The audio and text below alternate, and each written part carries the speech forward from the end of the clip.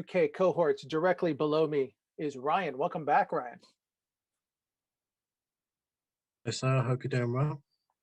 I gotta mute myself here so I don't feed back. I'm doing well. And to hit Ryan's left is Sam. Welcome back, Sam. Hello, mate. Always good to be So here. much to discuss. So much to discuss. Trying weekend, of course. A kind of calm, but not too a kind of a lackluster second leg in the Europa League. But Arsenal are through to the quarterfinal round, where they expected to be. They came in with a 2-goal lead, gave up one, had to sweat a little bit, but made it work, and then went in with some optimism against West Ham. Ryan, I'm going to start with you. This was like probably the most mind-boggling match of the season. For the first 20 minutes, 25 minutes, this is the worst Arsenal we've seen all year. And then maybe for the last 60 minutes, maybe the best Arsenal we've seen this year. Well, if there was ever a game to define the cliche, a game of two halves, it was this one. Arsenal for the first half just couldn't get out of their own half. They couldn't make a pass. West Ham had Arsenal pinned all the way back. We had no outball, we had no one linking the play, and it was just horrible. But then it took us to go 3-0 down to start playing, and then suddenly the real Arsenal turned up. The fast-paced movement, the movement off the ball, the link-up, Odegaard pulling the strings, it's just a weird match to watch. Yeah, but let's kind of, Sam, let's kind of parse at those pieces. What made it so bad, or what made it so good? Let's start with the lineup. Kind of an eye-opening start. Callum Chambers at right back, Hector Bellerin not even on the bench this week. What do you make of that decision?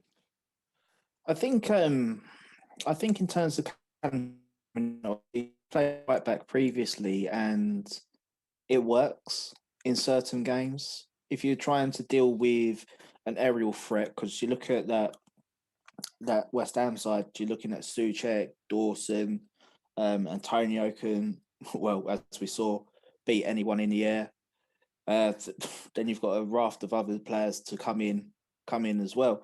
So he gives us that bit of height, but moving forward, I think that he gives something a bit different to Cedric and Bellerin. Obviously, the one thing that really lets him down is his pace, but he's smart when he goes forward, and he will get into a position and try to pick someone out with a whip cross, and that's something that Cedric and Bellerin failed miserably at.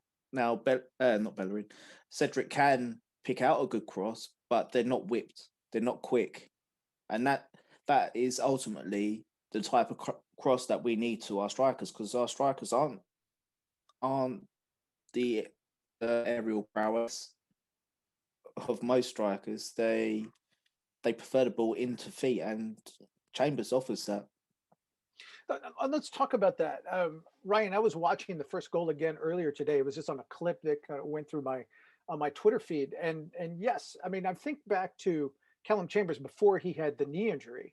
And what was obvious then is that when the moment called for it, he was not shy about going forward, making the pass, as Sam said. I'll talk about his pass for a second, but also taking the shot. He scored tying goals and critical matches. I mean, he's got the heart for the moment. But in this match, he was vital in those first two goals. And I think in that first one, I was what Sam said. He whipped it very quickly to Lacazette, but it was a reasonable ball. I mean, a lot of times people whip it across. It's too hard. It's too hard to control. This one was looped in. It was kind of a softball. Lacazette could just bring it down and just in one motion blast it in, and it got Arsenal back in the match.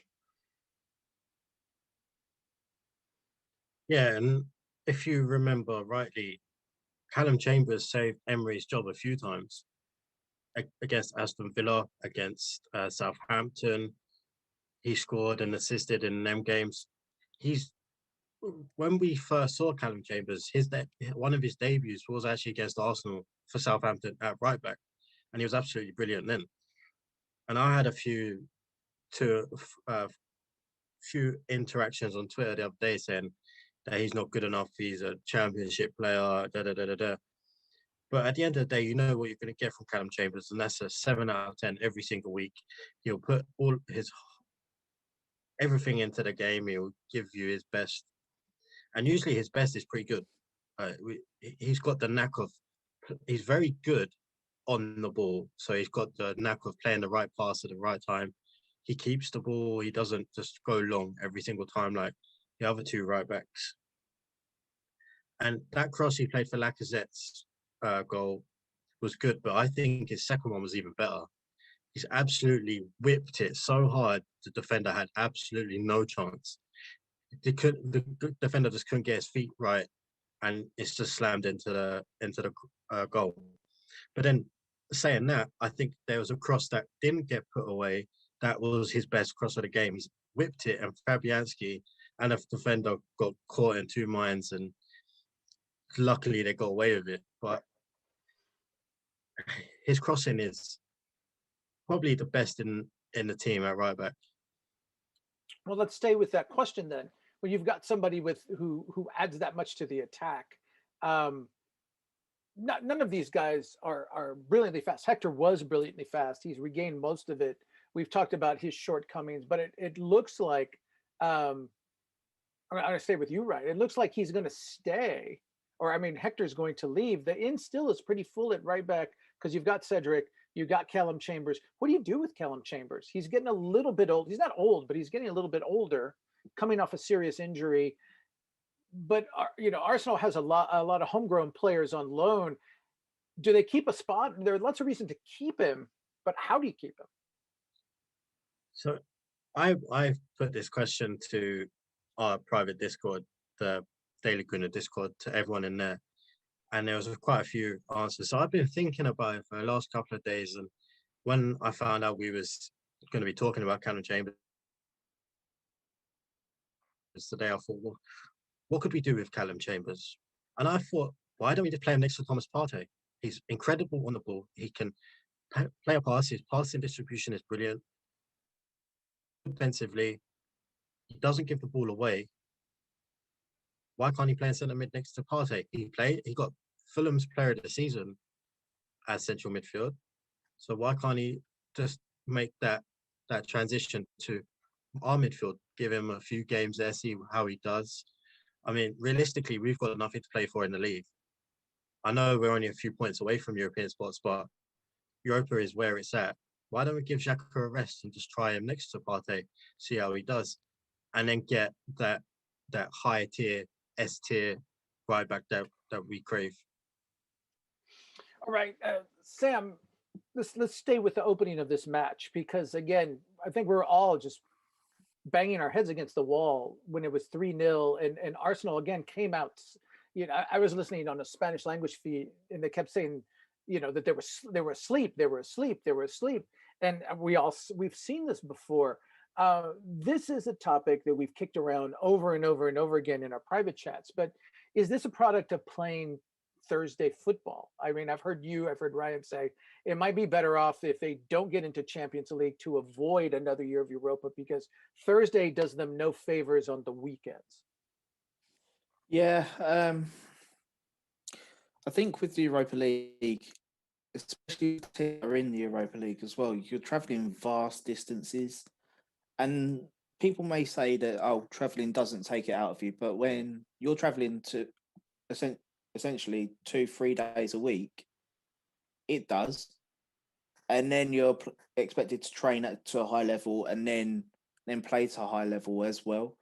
I think in terms of Thursday, Sunday football, it doesn't do anybody any favours because the Premier League don't do you any favours in terms of spacing out your games. They'll give you can be somewhere like in the Ukraine on Thursday night, but the Premier League will put you at 12 o'clock on Saturday. So in terms of, do I want Europa League next season? Not really. If it means that we're going to just continue the cycle. As we've seen with some other teams, it's very hard to get out of the Europa League cycle. unless you've got a massive squad like potentially United. But I I just feel that if you're in the Europa League, then the Premier League have to give you a bit of leeway and help you out in terms of kickoff times and days. Because it happens in Spain, it happens in Portugal, it happens across Europe. Doesn't happen in England. Right. I'm not going to give Sam this question because we kind of know the answer. It's a little controversial, but let's talk about Alexander Lacazette, Ryan.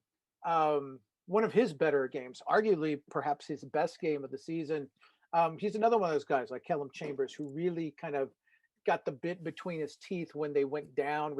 I think we could say all of them came out half asleep for the opening whistle, but um, none of the problems we've seen before. We seemed to position himself well, handle the ball well. Just missed. He lobbed Fabianski right at the beginning of the second half. Could have had 3 goals. I think it was kind of cruel that his first one was listed as an own goal after the match. I mean, that was a rocket off of his right foot. So I think that was his, as far as I'm concerned. But he had real zeal and real drive in this match. Yeah, and that was probably the Lacazette that we originally wanted to sign. That's the first time I can say that I've seen Lacazette actually perform to what we thought we was buying from Leon. But it's too late. It's too late in the day in his Arsenal career to start performing like this, because you're coming up to 30, you've got 1 year left on your contract. Do I think he's playing for a new contract or a contract elsewhere? Probably. If we sign him to a new deal, will he perform like this? Probably not. But I'm not gonna knock the guy for performing the way he is, because it's helping us get high up the league and score goals for us. So can't really complain too much. But I think this is a false start with Lacazette. Okay, but it's if on in the worst case scenario, he's raising his trade value. As you said, he's got 1 year left. That tends to depress it. But playing as the way he is, we're hearing big clubs in places like Italy are very interested in Lacazette, and he probably is interested in them as well. So I don't see any harm in that. Sam, I'm going to give you the biggest name, probably again the guy who didn't come off slow off the bus, who was ready to play from the whistle, and he's creating a bit of a conundrum. We love it and we hate it at the same time. But let's talk about Martin Odegaard. Let's start with his game. This was again. This is a player who gets better. It seems week by week by week. But this one, I mean, he really just grabbed this game by the throat once, and when Arsenal was making their comeback. Yeah. This is Martin Odegaard. This is what you're going to get from him when he finds stability. The team are used to him.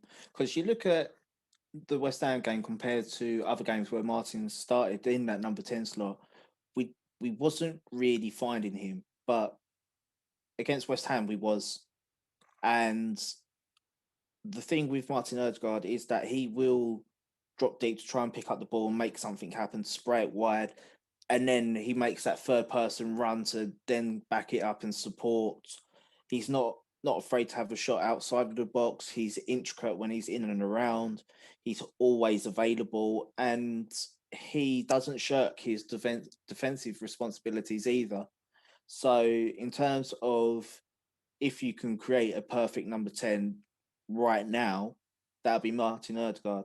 And this is a player that Arsenal are desperate to keep, and that we really do need to keep him moving forward, because he will be a big part of this team, and he's only going to get better going forward. Obviously, with the performances, it may raise Real Madrid's pricing, but I'd still pay 70 million for him. I would literally say to the Conkeys, this guy is vital for how I want to progress in future. So we need to pony up the money and get him here permanently. Oh, and the Kroenkes had no reservations when Arsene Wenger wanted to extend Mesut Ozil about paying him or when people point the finger at Ivan Gazidis and said it's his extension. But regardless, the Kroenkes signed off on it. So I don't think they paid for Thomas Partey in one lump sum on deadline day. So again, I think everybody can see he's making it undeniable that this is the linchpin. This is what Arsenal have been missing. But let's talk about, Ryan, the Real Madrid side. Obviously, they see it too. The player still has 2 years on this contract after this year. I don't think it's any coincidence. He's had run-ins. He's at Arsenal because he butted heads with Zidane. I don't think it's any coincidence that with Odegaard taking quantum leaps by the week, suddenly today there are rumors in Europe that Juve are very, very. They've inquired about Zidane. They love Zidane. Spanish reporters were saying yesterday that it's going to come down to how much Odegaard and Zidane can get along, or what Zidane does. Gamesmanship on Real's part, and you have said, you posted it on our Twitter feed that he has said, and this was 2-3 weeks ago. You can toot your horn on this. Your source told you. He has said he feels at home at Arsenal. Does he? How much leverage can he exert in this situation, in your opinion? Obviously, the price is going to go up, as Sam Point has alluded to, but it seems that if he feels comfortable, he has some say in this matter, I would think. Yeah, and I think if Odegaard goes to Real Madrid and says it's Arsenal or nothing, then they have no choice but to sell him to Arsenal, because they need that money. They need that money to buy Mbappe or Haaland or whoever they're looking to sign. Because we know, it's well documented, and we know Spanish clubs are in turmoil right now financially. So we need, if Odegaard goes to them and says, I only want to sign for Arsenal, and that's that, I think we get him. I think we sign him permanently anyway. And he said today in his interview that he wants stability, and he's gonna get that here. Obviously, he was like talking really highly of Mikel Arteta, calling him a genius and that kind of thing, and just needs to open his ears and listen a little bit more, and he's going to learn a lot. So I think he's going to stay. As you mentioned, our source told us that 3-4 weeks ago that Odegaard fell at home, and that he wants to stay. It's up to Arteta. If Arteta wants to keep him, then he's going to stay. And lo and behold, 2, 3, 4 weeks later, we're getting reports now saying he feels at home. All the players are coming out saying he's at home. He's well liked. He's a great person. He's a great football player. So, as I said, I'm the same as Sam. I'd sign him for 80 million, 90 million tomorrow. I've said that from the beginning. As Sam has, and yourself, we'll take him. We'd sign him permanently. All right, Sam, let's go back to that, because again, we've been kicking around it. We've heard from the manager, we've heard from Edu that the plans for summer, and this was going back a couple of months, they were already ongoing. They had their targets picked out. It was some confidence that with the Deadwood moved out, the big salaries moved out in the January window, that they would then go for big targets. That was the phrase we heard, big targets. And we kicked around like, who would they chase? Who's a really big money target that you have to have? And I think at this point, it's like Martin Odegaard has kind of penciled his name into that number one slot. Is there anybody else you can think of who would be more valuable to this club in the summer than keeping Martin Odegaard? In terms of how the style of play and how we want to proceed moving forward with attacking football, I don't see somebody more important to Odegaard, because Odegaard will be essentially the brain of the side. He will dictate how this side will play. In terms of the defensive side of it, again, the source has come through saying that we're looking at Bissouma and also Zakaria from Morton Gladbach. So in terms of the defensive side, it's very evident in terms of the type of midfielder that we want to slot in next to Thomas Partey. And that's an athletic ball winner, but somebody that can go box to box next to Partey as well, so they work in tandem. And in terms of that, is somebody that is able to look after essentially next to Partey, two people that will shield our defense and really be the engine of the side. So you've got Odegaard as the brain of the side in front of them, then you've got the engine behind, and then you've got potentially the wall with Saliba coming back next to Gabriel. So it's looking promising in the way that we're going. It's promising in terms of the patterns of play that we're seeing now. It's just Arteta needs to get his final bits of the jigsaw for the first 11 in place. Subsequently, I was saying to Ryan the other day that we need to bulk up the second 11 as well, just so that we're not relying on the firsts to dig us out of holes. Yeah, so we've seen that. You know, you were commenting in our chat this week, Ryan, of how much Granit Xhaka plays, and we can, we think, as you pointed out, he'll have 10 matches where he's really good, and then he'll have the brain freeze, as we saw, a couple of weeks ago, where he gave up a goal where they had 3 points in hand. But here he is again. He's played in just about every match since then, and that speaks to Sam's point that I don't think they have a completed starting 11 yet. They're close now, but certainly in the midfield, still have a lot of work to do there. Let's kind of focus our attention a little bit, because people like to talk about the window, and we haven't talked about that recently. How many spots do you think Arsenal needs to, or how many positions do you think the club needs to pursue in the summer? We're going to need, is that with Odegaard or with? Assuming they keep Odegaard, how many new other positions, or you can include him in that? He's one of the positions. Let's say he's priority number one. Yeah, I think we're going to need 4 or 5. I think we need a new right back. I think we need an elite attacking and defensive right back, similar to what Kieran Tierney does on the other side. I think we need a defensive midfielder. I think we need a backup left back, because KT can't play every week. And I think we even need a left winger or a striker, one or the other, depending where Aubameyang is playing. Because if Aubameyang plays on the left, we need a centre forward. If Aubameyang is playing through the middle, we need a left winger. But if it's me, I'm going to say we need a centre forward. Do you want me to give you names? I can give you names. Everybody loves to hear names. Don't be coy. So for my right back, I've seen reports, and as you all know, we were told that Arsenal have an interest in Lamptey from Brighton. Personally, I don't see the hype with him, but I think it's got to be Hakimi from Inter Milan. I'll do horrible things to see him in an Arsenal shirt. For midfield, I'm going to go a bit left field. A name was brought to my attention in the last 24, 48 hours or so. I'm going to say Frank Kessie from AC Milan. Left back, I'm going to go Patrick Van Aanholt as a backup from Palace, free transfer. And free transfers. Yeah. My centre forward, I'm going to go Danny Ings. I'm going to go Danny Ings for my centre forward.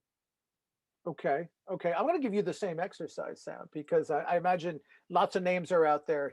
Ryan's got his own peculiar flavor of a player that he's going to look at. Who really catches your eye? First off, how many positions? Do you agree with his assessment? 4 or 5, or fewer, more? Let's assume Odegaard is priority 1. Let's start with that. Yeah, I'd probably say the same positions. For me, I'd go Max Aarons or Hakimi. If Hakimi isn't available, then I'd be swooping straight in for Aarons. As I mentioned earlier, Zakaria in the defensive midfield. I like the idea of Van Aanholt as the backup left back. Before you go forward, let me stop you, because neither of you guys have been very kind or very fond of Lamptey, but that's a name that we mentioned. So I'm going to let you finish. But why are you not so sold on him? I th- my friend Jal is essentially he's a Chelsea fan, and he's a massive fan of Tariq Lamptey. But for me, yes, he is good going forward, but it's going backwards is where I have my serious doubts about. Um, I think Ryan was saying that he's only played 20 games in the Premier League, all in all. Um, the height troubles me a little bit, considering as you know, most teams will target that side for us as they do already. It's basically ingrained into oppositions. Um, might leave us a bit exposed, but there there is a talent there. If we're signing him, I wouldn't sign him for a fullback. I'd be looking at him potentially as a winger instead of a fullback to take away a bit of that responsibility. Um, but yeah, for me, the thing for me defensively is defensively subject. Um, yeah, he's bit subject to frailty. No, midfield. I interrupted you. You were talking about targets there, and you mentioned Zakaria, Dennis Zakaria. Yep. Uh, you prefer him to Yves Basuma. Yeah, I think for me, he just offers that bit more going forward. I'd say he's got a better passing range. He's a better engine. He's a bit like Thomas Partey. He likes to press on the front foot. He he's also defensively stable enough to allow us to build in and around. He's capable of doing the intricate in the middle midfield. Um, I'd say if we if we're talking about similar players, how Arteta wants to play is a bit like a Fernandinho of how he used to do for City. So him next to Thomas Partey would be very ideal. I just going back to the backup left back, I agree with Ryan. I like Van Aanholt from Palace.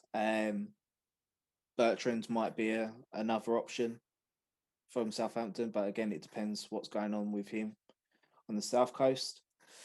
Um, up front, I'd love Lukaku to come here, but I don't see that happening without Champions League.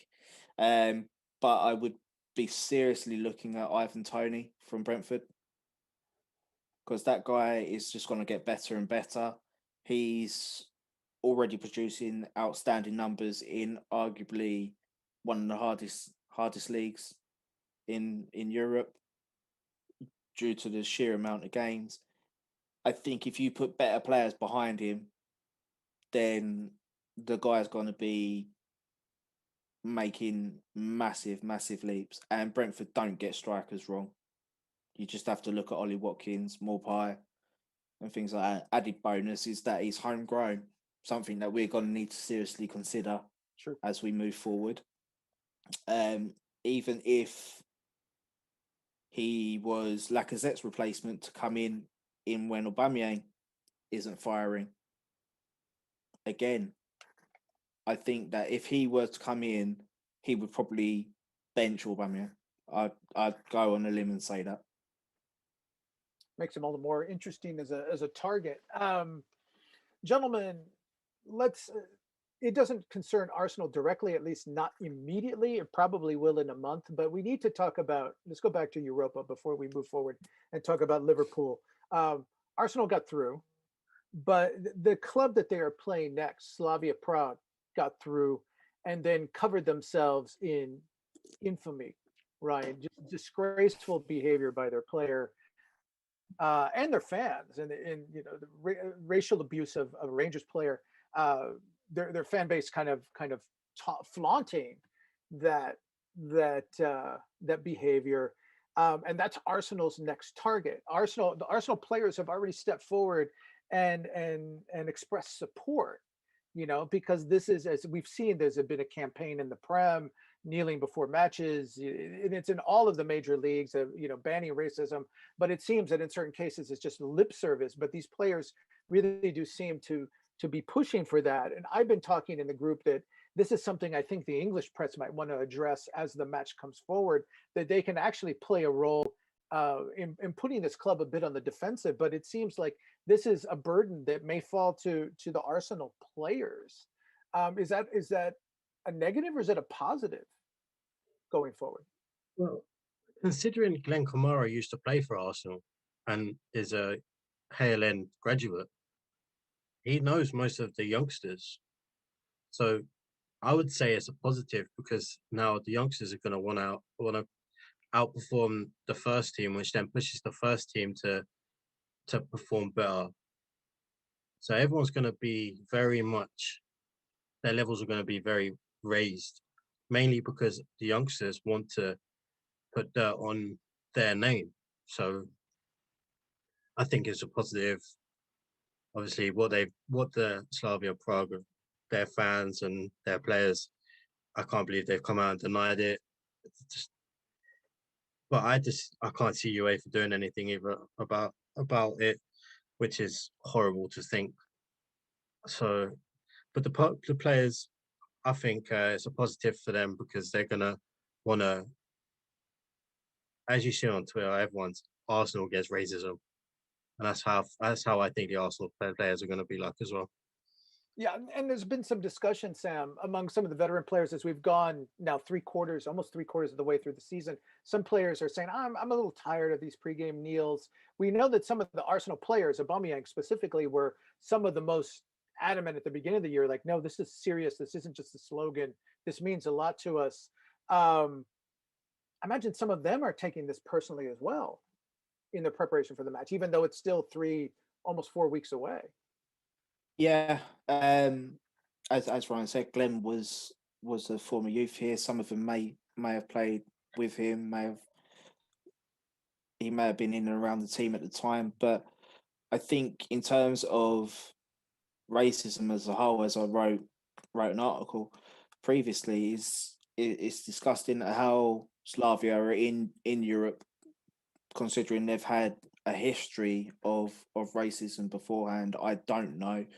But in terms of the senior players, this is where they really need to show some leadership, especially when we come up and start playing them, because we all know the Slavia Prague players will probably try and get into the younger players to try and put them off the game and probably say one or two things on the sly. But this is where the seniors need to keep their heads, show leadership to the younger players and say, let your football do the talking and we'll deal with this afterwards. But if it was to get so bad, then I'd expect the senior players to say to the rest of the team, we're off. Because I'm not being funny. The only way that you really make a stand against racism is stopping a game. There's no two ways about that now. It's getting to the point where the kneeling for racism is becoming a bit of a token gesture, because UEFA don't do nothing about racism other than slap what was the maximum fine they've done. I think it's something like a 50 grand fine and play a couple games behind closed doors. It's not good enough anymore. I'm sorry, but it really isn't. It needs to come to a point now where there needs to be some real constructive talks about how football goes forward with dealing with racism. And if it's coming to the point where UEFA shuts a team down, that will soon make the players to start thinking twice about it. And in terms of the online racism, I've said for a number of years that social media needs to really reassess itself and to take a long, hard look in the mirror and update their policies, because you can be racist, and that will stay online forever. Yet you can put, say, Aubameyang scoring a goal on your feed, and that's taken down within 30 to 60 seconds. So I think they need to get their priorities in order. Do I see it happening anytime soon? Probably not. But as an overall, I think as a society as well, it needs to take a long, hard look in the mirror, because too many people have been allowed for too long to go under anonymity and to be racist. Yet they'll know absolutely that there'll be no consequence coming back from it, and it's shameful and it's disgusting, and there's no place for it. We all bleed the same color. We're all part of the same humankind. It's just skin pigmentation. Racism, I don't get it. I don't see how people can drive to it. It's a part of where modern society is, unfortunately, and it's actually quite depressing. All right, let's move to the weekend. A big match, a big stretch. We've talked about Arsenal have come through. They beat Tottenham. They got the point. Again, they were in danger of losing all three, and actually had a chance to win all three, but they got a point from West Ham in that crazy match. And now they finished this tough stretch at home, Ryan, with Liverpool, a club that's just the champs have not been the same this year, really, probably since Virgil van Dijk went down months ago with his knee injury, and then the rash, and then the cascade of injuries. This is a club that's really been staggering of late. They're 6 points, actually the 4 points ahead of Arsenal. Arsenal climbed up 1 point. They're in the top half now. They're in ninth. There's three clubs ahead of them, three big clubs that are well within reach, and they could really kind of build momentum to what looks like a favorable, I want to say favorable run in winning this match at home. Now, I guess the question for you is how. Was that for, I was just that gave for you a me? setup. Sorry. That was for you. That was for you. Yeah, Sorry my about that. internet has come up unstable. So, how do we beat Liverpool? Is that what the question was? This Liverpool. Yeah. Playing on the front foot. Don't be scared to go at them. Get the ball to Odegaard and Saka. I'll play Pepe or Martinelli on the left and just go full tilt at them for the whole game. Just put pressure on them as much as possible. Try and press them and just push them up back towards their goal. And I think we have a very good chance of beating them. Not only that, but I'm pretty certain they play Real Madrid a few days after. Sure. So maybe they will play a weakened side against us, hopefully. Arsenal for the first time in a while, Sam, get a full week between matches, so that can help them. They're not going to have the excuse of well, Europa made us tired. We were traveling. We have a sloppy 15 minutes. They're at home. That they're in London. I think they only leave London, I think, once more for the rest of the Prem season. So this is a real kind of potential springboard match for them. Yeah, it is. It can really get the league back on track. As you say, we leave once outside that, and I think the rest of the games are against the bottom half of the league. So if we can navigate Liverpool correctly, and as Ryan said, playing on the front foot, because if you press Liverpool, their defence as it stands right now is very creaky, and it will implode. Salah seems to have fallen off a cliff. I say this, and he'll probably come back and bite me in the arse when we play him, but it's just the fact with Liverpool right now, their midfield is the weakest area of that team. And if you have the superior midfield and able to dominate that, which I'm with Thomas Partey now, I've got absolutely no worries about doing, then that exposes their defence. And with Kabach coming in, he hasn't settled to the Premier League in the slightest, in my opinion. And if you're peppering Alisson with shots, he'll make a mistake as well. So there's mistakes in that team. It's just a case of you've got to exploit them mistakes by playing on that front foot. On that note, you seem pretty confident. You can venture a prediction. Whilst I'm confident, I'm going to go for a 3-2 win. 3-2. Still, that seems a little nervy. They score. Ryan, what do you think? 3-1 to Arsenal. 3-1. I'm gonna jump on yours. I'm a little more confident. Even I think Salah might get the goal, but after this last match, I think hearing them say we let the manager down. I think they know they have to atone to the man who's putting the plans together. And again, after that second half, I think they kind of learned that they can, if they switch it on, they are capable of playing with anyone. Gentlemen, any final thoughts, any final surprises, any kind of, you said, Ryan, you had that Frank Kessie kind of rumor in your back pocket. Anything else that's come across your timeline, either pie in the sky or just Uh, something of interest? as you know, I spoke to a source. Granit Xhaka is in line to get a 2-year extension, contract extension, and William Saliba is in talks for extension as well, because Arsenal see him as a mainstay in the central defence for years to come. And it sounds like he's open to that then. Yep. Okay. Sam, you get the final word this week. Surprised, wish. What are you looking for from Arsenal World this week? I just want to get internationals out the way and to get everyone back healthy without any COVID flare-ups, because we're in that, what is it, 2-3 weeks of international boredom. But Arsenal get a bit of break. It is, you brought up an interesting point. Some of their key players are not going on international break. I understand it. Yeah, unfortunately, I think Ghana have called Thomas Partey up when they wasn't going to, but that's only if they lose their first game, right? Yeah. So conditional call up.